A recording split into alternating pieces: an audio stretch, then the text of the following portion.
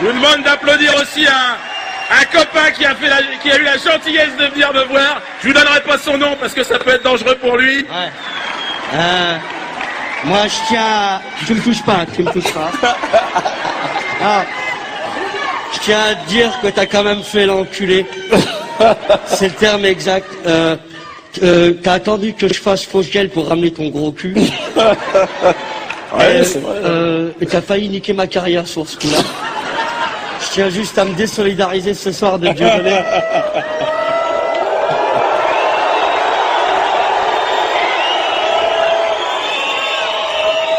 Ah ouais? C'est pas vous qui avez été obligé de faire Drucker avec Enrico Macias. C'est pour ça, vous êtes plein de cul.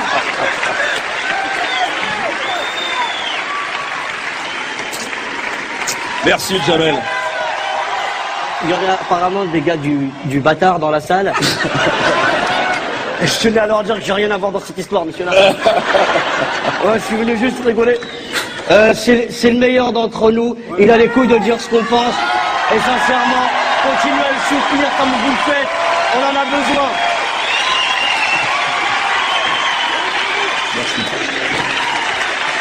Merci, Jamel. Vient ensuite, à la rubrique antisémitisme, le retournement de Jamel Debbouze dans Le Figaro. J'ai compris depuis qu'on ne pouvait pas rire de tout, avec tout le monde. Ah,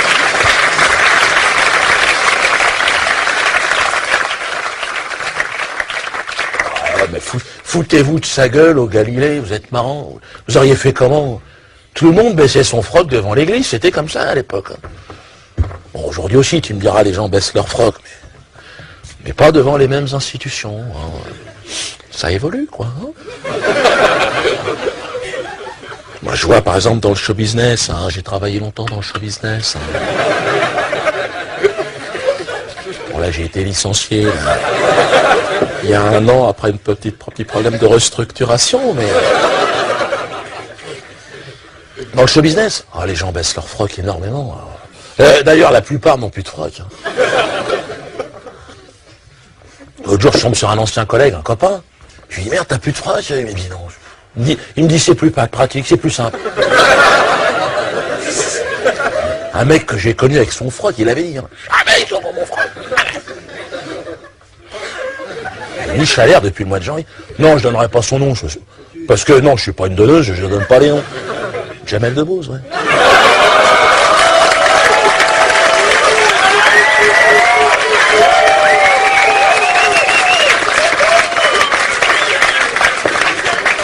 Oh, mais c'est un copain au départ, mais même marrant, mais c'est des problèmes, c'est des dommages collatéraux, je dirais.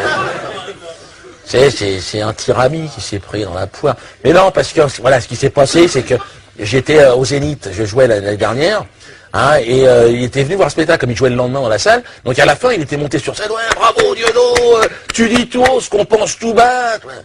Mais moi j'avais dit, tais-toi, tu vas avoir des emmerdements. Je sentais qu'il commençait à partir en sucette. Et non, mais l'autre qui s'est là, après il y a le public, ouais, je m'en fous, ouais. Tu crois que c'est marrant d'aller chez Drucker pour serrer la main d'Enrico Macias, c'est fini. J'étais pas sûr de sa chute, hein, c'est clair. Ben, ça n'a pas loupé, hein. Le lendemain matin, il a été convoqué chez Bernard. Hein, donc, Bernard-Henri Lévy, ouais. Le philosophe milliardaire. C'est plus ou moins la reine d'Angleterre du show business. Hein. Quand t'es convoqué chez Bernard, tu chimous pendant une semaine. Ah ben jamais il a été convoqué, il est monté là-haut, bon ben il a abjuré. Bamboula, je le connais pas. Il a essayé de sauver sa Ferrari, t'es marrant. C'est ça, hein, c'est un genre de Galilée de banlieue, quoi, c'est ça. Non, mais attends, mais en même temps, c'est vrai, attends, ça décharge, ça fait peur, hein, je veux dire. Quand t'as comment Bernard en plein... Ah non, quand t'es dans le collimateur de Bernard, accroche-toi Jeannot, parce que ça va souffler. Hein. Ah ben l'autre, il est méchant, il est hostile. Hein. Tu sais, avec tous ses problèmes, avec ses milliards, l'autre, il convoque la presse, tiens, mets-toi là, ne bouge jamais. Puis il écrit ce qu'il veut dans la presse. Moi, il m'a pourri la gueule, c'est incroyable. Hein. Ah, il m'a insulté et tout. Puis, le problème, c'est qu'un mois après, moi, je me suis fait casser la gueule par les gens du Bétard. Ah oui, c'est une association de judoka, plus ou moins.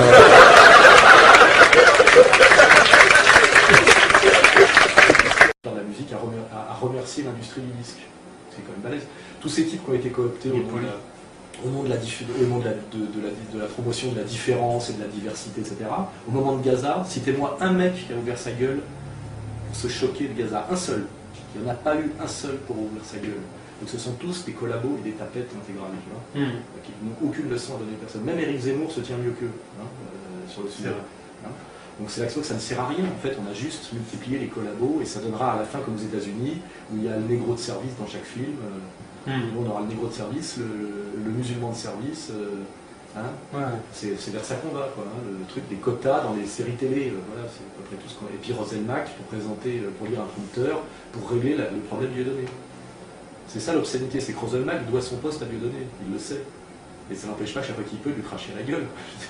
Parce que c'est le contrat, quoi.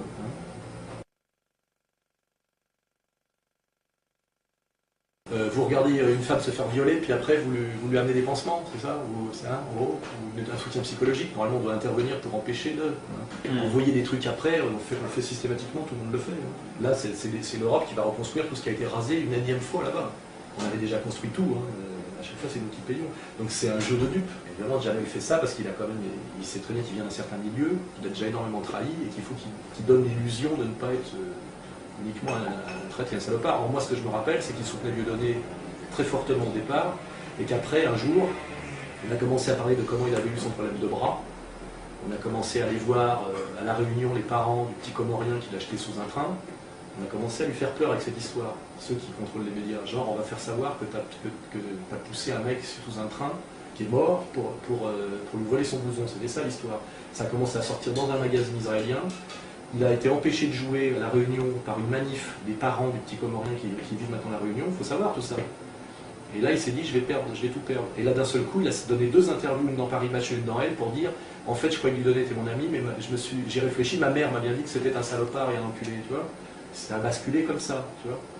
Donc c'est un type qui a trahi son ami et qui s'est soumis parce que lui il avait des casseroles, tu vois, et qu'il avait peur de tout perdre. Donc voilà, donc après son petit numéro sur envoyer des pansements à Gaza, non, c'est le mec qui envoie un mec qui écrit à la police, qui envoie un mec en tôle et puis après il envoie des oranges, c'est ça. Et puis il pense que ça va rester son ami. C'est de ce niveau-là pour moi, c'est camoufler une trahison, une saloperie, c'est peut-être encore pire. Je préférais qu'il assume, tu vois. Ah ouais? C'est pas vous qui avez été obligé de faire Drucker avec Enrico Macias. C'est pour ça, on C'est pas vous qui vous coltinez de serrer la main à Arthur et Enrico Macias, bien sûr, il avait bien dégueulé.